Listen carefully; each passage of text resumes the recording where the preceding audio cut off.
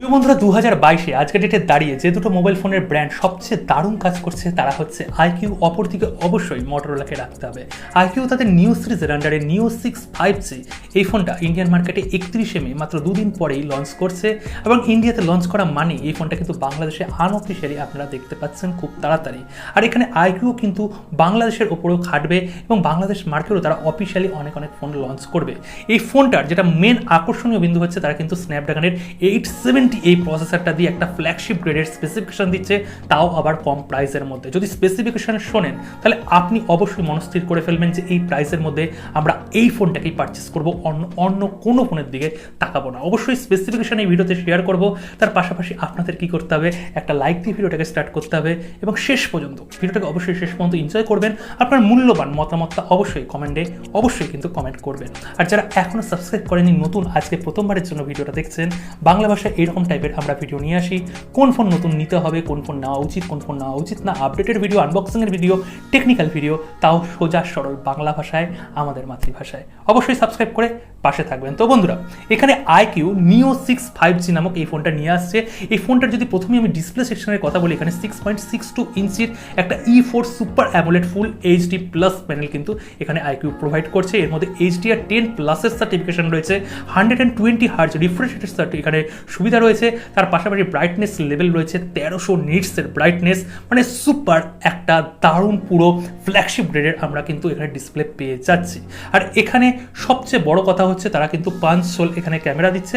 একটু বাজেট একটু বাড়িয়েই করছে, যাই হোক না কেন। তারা জেড সিরিজের আন্ডারে যে ফোনগুলোকে লঞ্চ করেছিল তার মধ্যে কিন্তু তারা 5 সোল প্রোভাইড করছিল না। এখানে আইকিউ মানেই তারা নচ নিয়ে ফোন নিয়ে আসবে এমন কিন্তু নয়। তারা একটু যদি মিড বাজেট রেঞ্জের থেকে একটু উপরের দিকে ওঠে তারা কিন্তু তারা এখানে নচ তারা বদলে কিন্তু এখানে তারা 5 সোল প্রোভাইড করছে।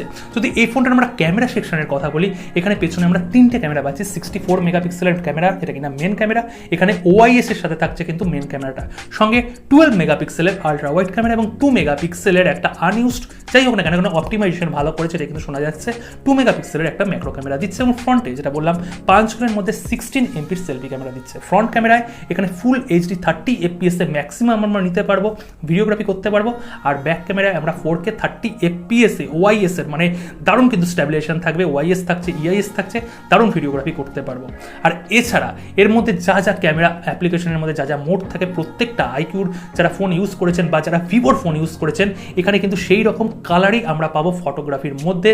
মানে ভিভোর যারা ফোন ইউজ করেছেন সেম টু সেম এখানে একই টাইপের কিন্তু আমরা পেতে চলেছি এই প্রাইস রেঞ্জের মধ্যে। প্রাইসটা বলছি, অবশ্যই ভিডিওটাকে শেষ পর্যন্ত দেখুন।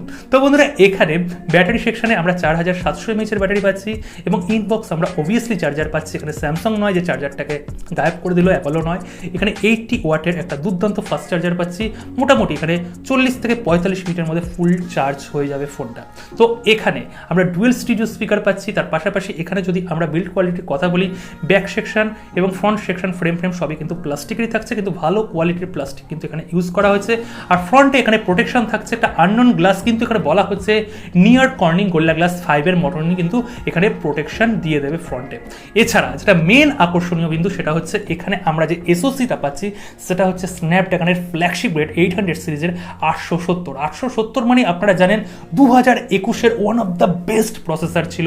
যেমনি পাওয়ারফুল প্রসেসর তেমনি এই প্রসেসর কিন্তু হিটও হয় না, যেটা কিনা 888 বা 8 জেনারেশন 1 এই প্রসেসরগুলো যেমন একটা হিটিংয়ের জন্য একটা বাজে একটা ফিডব্যাক গেছে, এই প্রসেসরটার সঙ্গে কিন্তু এই রকম কিছুই হয় না।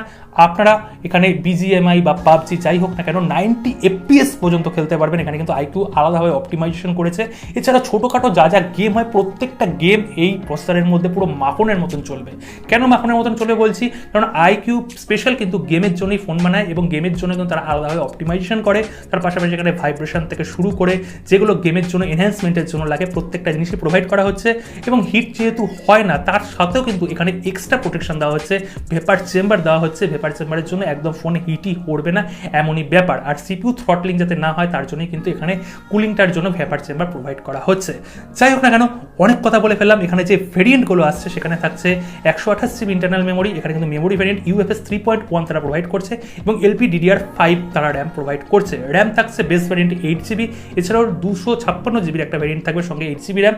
এছাড়া আরেকটা ভ্যারিয়েন্ট থাকবে যেটা কিনা 256GB, সঙ্গে এখানে থাকবে 12GB র্যাম। কোনো মেমোরি কার্ডের সুবিধা থাকবে না, তার মানে আপনারা এখানে দুটো সিম কার্ডই লাগাতে পারবেন, মেমোরি কার্ড লাগাতে পারবেন না।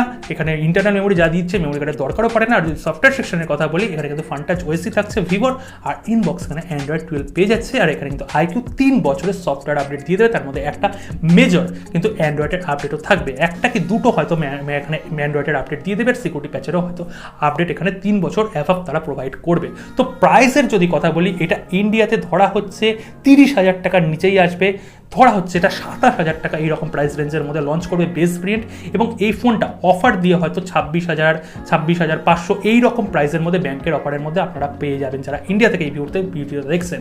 এবং বাংলাদেশ মার্কেটে আনঅফিসিয়াল যখন ফোনটা যাবে 35,000 টাকা এইরকম প্রাইস রেঞ্জের মধ্যে থাকবে। 35,000 টাকার মধ্যে যা স্পেসিফিকেশন বললাম, one of the best specification, ক্যামেরার দিক থেকে ঠিক আছে, ডিসপ্লে থেকে ঠিক আছে, এছাড়াও গেমিং প্রসেসর তো সব কিছু বলেই দিলাম, প্রত্যেকটা জিনিস থেকে কিন্তু একটা অলরাউন্ডার ফোন বলা যেতে পারে। ডেফিনেটলি এখানে আইকিউ দুর্দান্ত কাজ করছে, এবং আপনারা কারা ওয়েট করে রয়েছেন আইকিউর ফোন ইউজ করবেন বলে অবশ্যই কমেন্ট সেকশনে কমেন্ট করবেন। আর কারা আইকিউর ফোন ইউজ করেন, ভিভোর ফোন ইউজ করেন, বা আপনারা কোন ফোনটা এই মুহূর্তে ইউজ করছেন সেটাও কিন্তু অবশ্যই কমেন্ট সেকশনে কমেন্ট করে জানাবেন। সকলে ভালো থাকবেন, সুস্থ থাকবেন, আগামী দিনে আবার দেখা হচ্ছে নতুন একটা ভিডিওতে।